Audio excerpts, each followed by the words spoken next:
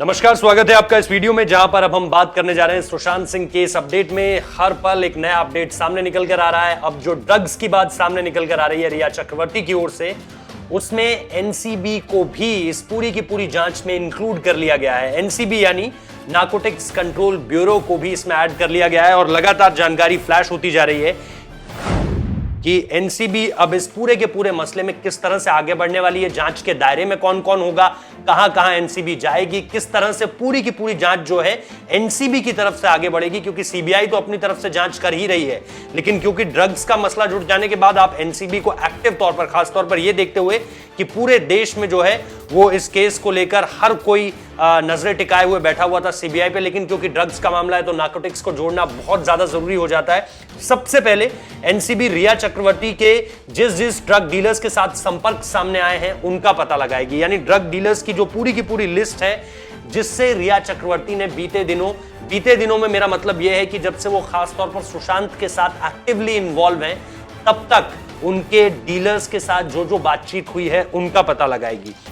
इसके अलावा drug dealers के साथ साथ रिया के उन दोस्तों के बारे में भी जानकारी हासिल की जाएगी जो इस तरह की ड्रग डील्स में इंक्लूड थे, यानी रिया ने जिनके जरिए वो ड्रग्स मंगवाए होंगे। आमतौर पर ये चीजें होती है कि जब आप सेलिब्रिटी फेस होते हैं तो आप फर्स्ट हैंड कलेक्शन नहीं करते हैं ड्रग्स का, आपका कोई ना कोई दोस्त जाता है या कोई ना कोई और थर्ड पर्सन के जरिए आप जो डिलीवरी है उसे हैंडल करते हैं, क्योंकि आप एक सेलेब फेस है या आपका बॉलीवुड से रिश्ता है। उस तरह की फैन फॉलोइंग ना हो, लेकिन क्योंकि आप एक बॉलीवुड फेस है, आप एक सेलेब है, तो आप फर्स्ट हैंड कलेक्शन कभी नहीं करते हैं। इस वजह से आपके दोस्तों की तमाम वो टोली खंगाली जाएगी जिससे ये पूरी की पूरी बातचीत सामने आ सके। इसके अलावा सुशांत के दोस्तों के बारे में भी जानकारी हासिल की जाएगी। क्या रिया, सुशांत और उन दोस्तों में भी कोई कनेक्शन है, कोई ट्राइंगल वहां पे फिट बैठ रहा है, इसका भी कहीं ना कहीं कनेक्शन पता करेगी एनसीबी।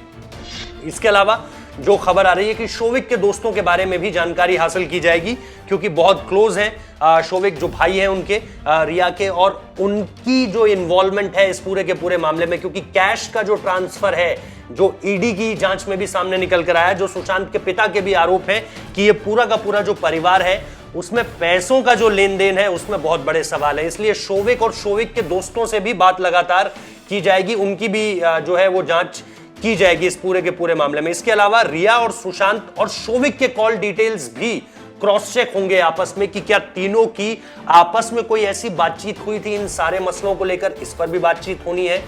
इसके अलावा एनसीबी मुंबई, पुणे में हाल में पकड़े गए बड़े ड्रग डीलर्स जो कि जेल में बंद है उनसे भी पूछताछ कर सकती है, ताकि इस मामले में क्या रिया से कभी उनकी कोई कांटेक्ट होने की कोशिश हुई, क्या शोविक से उन्होंने कभी कांटेक्ट किया या कभी डायरेक्ट सुशांत से कोई बातचीत हुई इस पूरे के पूरे मामले में, क्योंकि ये अब एक नया एंगल निकलकर सामने आ रहा है।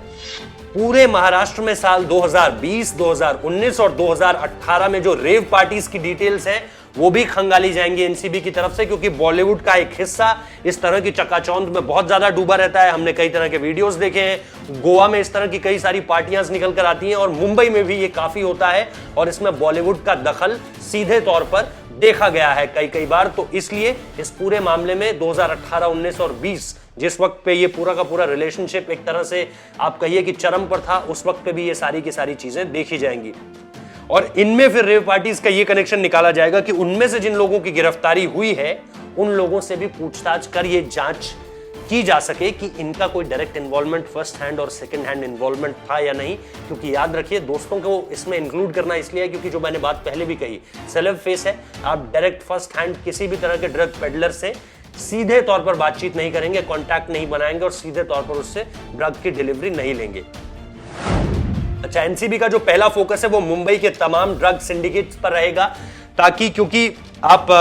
नियरेस्ट लोकेशन को सबसे पहले टटोलना शुरू करेंगे, उसके बाद आप मुंबई से बाहर निकलेंगे, पुणे की तरफ जाएंगे या उस तरफ उन इलाकों में ज्यादा जाना शुरू करेंगे जहां पर हालिया समय में ज्यादा से ज्यादा रेव पार्टीज हुई है। हालिया समय यानी इस पूरे के पूरे मामले में सुशांत जब जिंदा थे उससे पहले जिन पार्टीज में वो इंक्लूड थे, या रिया जिन पार्टीज में उनके साथ एक्टिवली पार्टिसिपेट करती थी, या शोविक जिन पार्टियों में जाते थे, क्योंकि इन तीनों का अहम नाम एनसीबी की लिस्ट में है, जिसमें आप ड्रग्स का पूरा ये जो मसला अब आगे बढ़ेगा जांच के दायरे में, इन तीनों का नाम अभी सामने निकल कर आ रहा है। इसके अलावा छोटे जो ड्रग डीलर्स हैं, इसके अलावा जो बड़े ड्रग डीलर्स हैं, सबसे छानबीन इस वक्त पे शुरू की जा चुकी है और इन्हीं से ये पता लगेगा कि उस एरिया में, जिस पर्टिकुलर एरिया में रिया रहती हैं, जिस पर्टिकुलर एरिया में शोविक रहते हैं, वहां पे क्या कितनी एक्टिव डिलीवरी थी ड्रग्स की, ये सारी की सारी चीजें उसमें खास तौर पर सामने निकल कर आएंगी। एनसीबी अपने इंटेलिजेंस सर्विलांस के जरिए रिया के तमाम दौरे, रिया की तमाम पार्टियां, रिया जिन जिन रेस्टोरेंट्स में गई, होटल्स में गई, कॉफी शॉप में गई,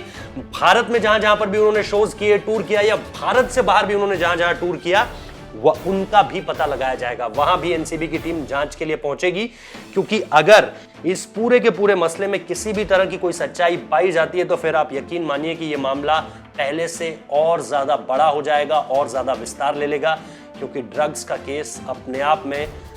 बहुत ज्यादा वॉइड है और बहुत ज्यादा इलीगल है। और अगर इसके साथ साथ सुशांत के सुसाइड केस में अभी तक सामने निकल कर नहीं आया है कि हुआ क्या है, प्रॉपर पूरी चीजें सीबीआई जांच में लगी हुई है, सीबीआई को जांच में एक नया एंगल मिला, एनसीबी इंक्लूड हो चुकी है, और अब देखना यह होगा कि यह जांच इस पूरे के पूरे मामले को किस तरफ ले जाती है।